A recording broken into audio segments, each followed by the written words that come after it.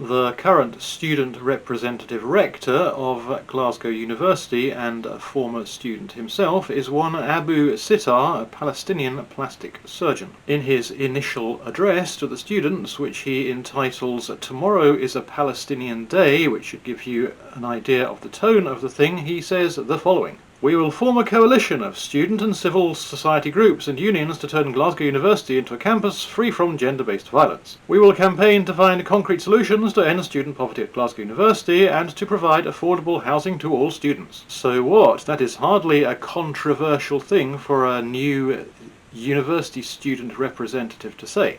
Indeed, but those two sentences were the only things he had to say in his long address relevant to his new job. All the rest was about Palestine, Gaza, genocide, no reference obviously enough to the Hamas terrorist attack, and at the end of the thing, in what has now become a viral clip, he managed to both praise Bobby Sands of the IRA and talk about his revenge over Israel in the same sentence, and none of which has anything whatsoever to do with university rectoring. And in the words of the immortal Bobby Sands, our revenge will be the laughter of our children. Hasta la victoria siempre. The immortal Bobby Sands was an IRA soldier who went to prison for his part in a bombing attack. And exactly what he means when he quotes the apparently immortal Bobby, whether he means our simple survival with our happy children by our side will be revenge enough, or whether he means something more sinister, I have no idea. But eulogizing Bobby Sands, who was basically a terrorist, is quite remarkable, and it's also consistent, as will become apparent. But for now, he gets initial placing on the rector's list of infamy. But it does not stop there. In 2019 he had this to say about two Islamic terrorist attackers in the 80s. "You have all our loyalty in memory of the two heroes, the martyrs Milud Ben Lumar and Khaled Aker. They landed in gliders into our occupied territories and killed 30 Zionist soldiers in an hour. Glory to the martyrs." The Popular Front for the Liberation of Palestine, which is a terrorist group, had flown these two in on gliders, and they'd gone on to kill 30 Israelis. That's what this tweet was apparently in reference to. IRA bomber Bobby Sands is immortal, and mass killers Lumar and Aker are heroes. Definitely a theme emerging here of eulogizing individuals with blood on their hands. The head of this terror group, the PFLP, was one Maher al-Yamani, who at the age of just 19 planned a successful hijack of an Israeli plane. He died in 2019, and the new rector attended his gravesite in Beirut and gave a eulogy. Without wishing to denigrate his unhappiness at the death of a friend, his friend, from the perspective of where he is now in a job of some influence, was objectively a terrorist. And this was quite the meltdown. بالرغم من الغياب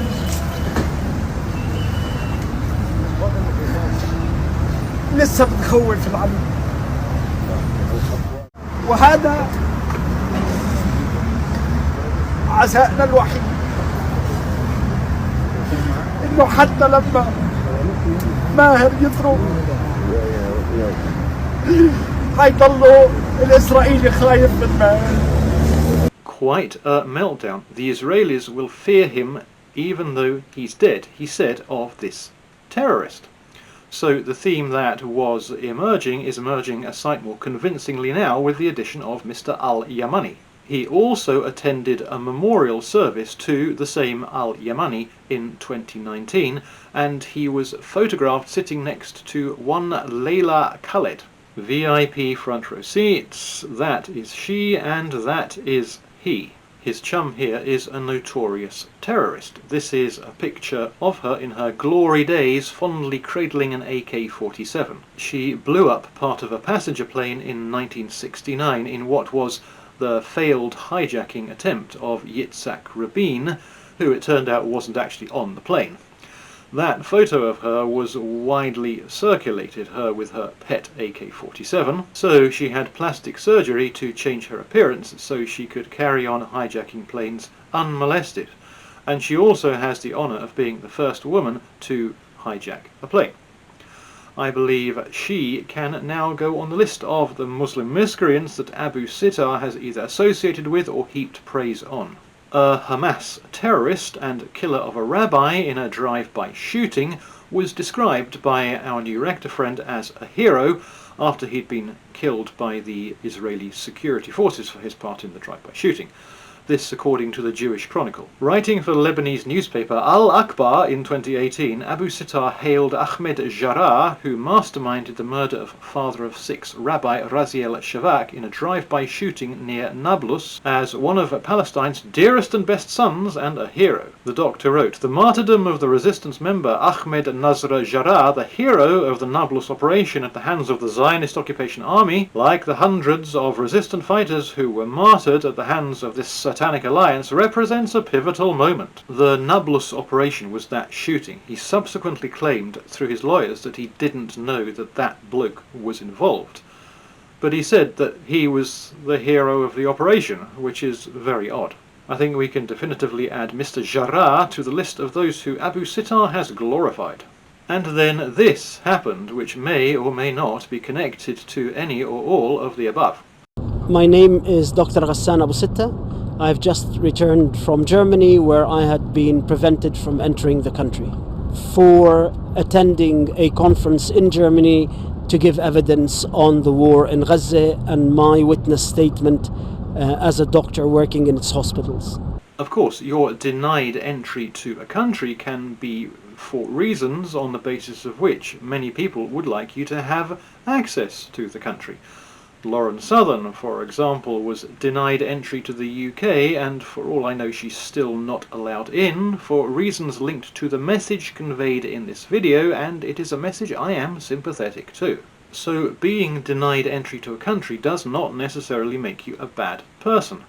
But Germany, for currently undisclosed reasons, has denied entry to Abu Sittar, who has either praised or associated himself with these Islamic terrorists who have bombed businesses, committed mass murder, hijacked and blown up planes, and murdered Jewish holy men. I therefore speculate that Germany's entry ban may be related to these matters and potentially others like them.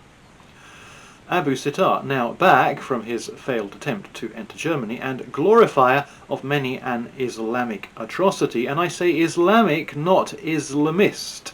Islamic means of Islam, and there is plenty in Islam's Manual of Operations, aka the Quran, which legitimizes everything these miscreants have got up to. This glorifier of many an Islamic atrocity is now rector of Glasgow University.